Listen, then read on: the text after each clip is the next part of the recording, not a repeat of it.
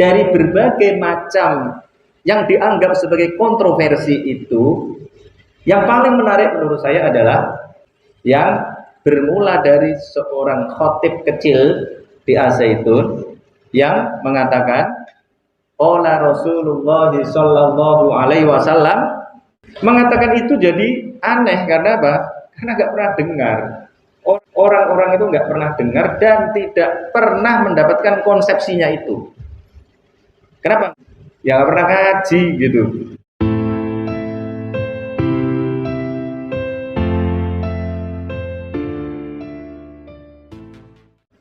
Kalau ngaji kitab-kitab ini beres itu nggak ada persoalan. Nah karena itu membahas ini harus dilakukan secara intelektual. Nah satu-satunya isu dari Az-Zaitun yang menurut saya layak mendapatkan perhatian yang sangat serius justru adalah tadi itu, soal Quran sebagai perkataan Nabi Muhammad SAW. Itu perlu mendapatkan perhatian serius karena awalnya saya sempat salah duga ini. Saya salah duga bahwa itu adalah sekedar slip of the tongue, ya namanya anak kecil. Kalian aja kalau di sini sering salah-salah, ya. Saya pikir itu adalah kesalahan yang dilakukan oleh anak yang belum terbiasa karena nervous, karena lupa, karena slip of the tongue. Ternyata tidak, ternyata itu adalah perspektif yang dibangun oleh Syekh Panji Gumilang. Lah kaget saya gitu. Tetapi kekagetan saya adalah kekagetan yang membuat saya teringat pada tulisan saya tahun 2004 atau 2005.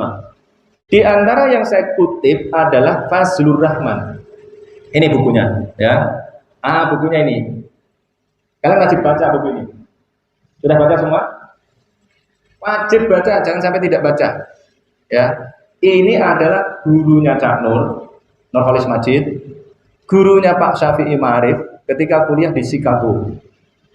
Jadi ini guru yang disebut oleh Gus Dur sebagai 3 pendekar dari Chicago. Satunya Pak Amin Rais. Ya. Ini gurunya ini. Jadi maha guru ini. Ya. Tapi nanti kita kritik juga gitu loh.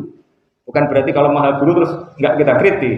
Semua pemikiran zaman pertengahan tak memiliki peralatan intelektual yang diperlukan untuk menggabungkan dalam perumusannya antara dogma kelainan dan sifat verbal dari wahyu di satu pihak dan hubungan intimnya dengan perbuatan dan kepribadian religius Nabi di lain pihak. Yakni pemikiran ortodoks tidak memiliki kemampuan intelektual untuk mengatakan bahwa Al-Quran adalah firman Tuhan. Satu ini ya, Al-Quran adalah firman Tuhan dan dalam arti kata yang biasa juga seluruhnya adalah perkataan Nabi Muhammad. Oh gitu. Jadi di satu sisi Al-Quran adalah firman Allah secara keseluruhan, tetapi juga secara bersamaan Al-Quran adalah perkataan Nabi Muhammad. Saya tulis pada saat itu, tapi dulu nggak ribut, nggak ada yang ribut. Kenapa kok nggak ada yang ribut? Nggak ada yang baca, ya kan?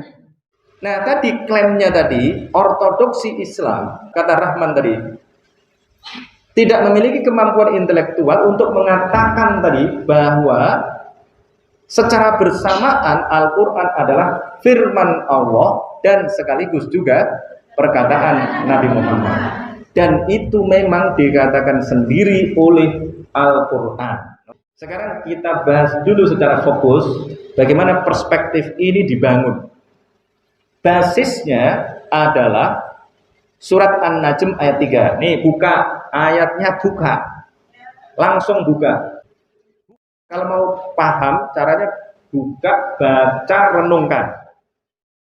Wa ma yantiqu 'anil hawa in huwa illa wahyun yuha. Ini perkataan Al-Quran sendiri ya. Al-Quran mengatakan tentang dirinya sendiri. Dan yang disebut di situ adalah Nabi Muhammad. Wan najmi idza hawa ma dhalla sahibukum wa ma ghawa wa ma yantiqu 'anil hawa. Wa ma yantiqu, dan tidaklah mengatakan sapa dia Muhammad anil hawa, dari hawa nafsunya, dan tidaklah Nabi Muhammad mengatakan dari hawa nafsunya atau karena hawa nafsunya. In huwa illa wahyun yuha. In huwa, tidaklah utawi dia Al-Quran maksudnya, in huwa illa wahyun, kecuali wahyu. Tidaklah Al-Quran itu kecuali wahyu. Wahyu yang bagaimana? Yuha, yang diwahyukan. Al-Quran itu hanya wahyu yang diwahyukan. Ya, itu adalah wahyu dari Allah Subhanahu wa taala yang dibawa oleh malaikat Jibril. Caranya bagaimana? Pak Zulur Rahman tadi itu sering mengutip ayat ini. Nazala bihir ruhul amin ala qalbika litakuna minal mungdirin bilisanin arabiyyin mubin. Asy-Syu'ara ayat 193. Nazala bihir ruhul amin. Nazala, turun, bihi, dengan membawa Al-Quran. Siapa yang turun? Ar-ruh, ruh di sini. Ruh di sini adalah malaikat Jibril maksudnya. Al-Amin, yang bisa dipercaya. Nazala bihi ruhul amin ala qalbika, ke dalam hatimu. Hatimunya, munya ini adalah Nabi Muhammad. Ala qalbika litakuna minal mungdirin. Litakuna, agar kamu menjadi minal mungdirina, termasuk orang-orang yang memberikan peringatan. Bilisanin arabiyyin mubin. Bilisanin, dengan lisan, bisa diartikan dengan bahasa. Arabiyyin, Arab, dengan bahasa Arab. Mubinin, yang jelas. Jelas itu bagaimana? Nanti kita diskusikan lagi. Ini banyak orang yang tidak tahu juga maksud bilisanin arabiyyin mubin ini. Lisanin arabiyyin mubin ini konteksnya adalah masyarakat Arab yang memiliki kemampuan canggih ya dalam menghasilkan puisi-puisi yang sangat indah. Sastranya itu luar biasa. Dan Al-Quran diturunkan dalam konteks masyarakat tadi itu yang memiliki kemampuan sastra yang luar biasa itu, maka kemudian Nabi Muhammad diberikan wahyu yang nilai sastranya luar biasa. Iqra bismi rabbikal ladzi khalaq, khalaqal insana min 'alaq, iqra wa rabbukal akram, alladzi 'allama bil qalam, 'allamal insana ma lam ya'lam. Itu rimanya qaf mim mim mim. Itu bagian dari bilisanin arabiyyin mubin, salah satunya ya. Nanti panjang tuh penjelasannya. Mekanismenya bagaimana? Kalau tadi itu nazala bihir ruhul amin ala qalbika litakuna minal mungdirin. Nah, ini ada dua ayat yang kalimatnya sama tetapi harus diartikan secara berbeda. Nah, ini kalau kalian tidak hafal Al-Quran, tidak sering melakukan perenungan yang mendalam, ya saya bisa katakan nggak akan paham. Ayat ini ada di surat Al-Haqqah dan di surat At-Takwir. Ayat yang di surat At-Takwir menunjukkan bahwa itu adalah malaikat Jibril. Innahu laqaulu rasulin karim dzi quwwatin 'inda dzil arsy makin muta'in tamma amin wa ma sahibukum bimajnun. Innahu laqaulu rasulin karim. Surat At-Takwir ayat 19. Bandingkan dengan surat Al-Haqqah ayat 40. Ya. Ada dua itu. Innahu laqaulu rasulin karim.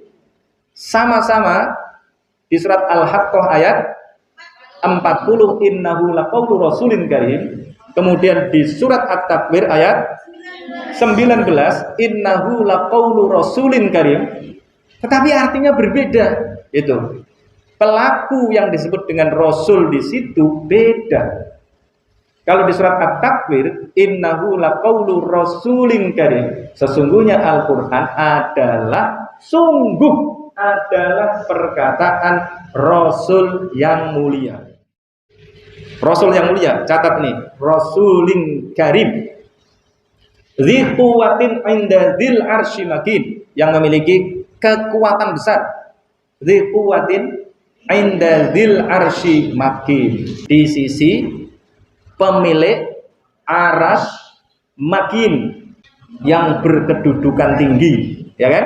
Muta'in sama amin, ditaati di sana dan terpercaya.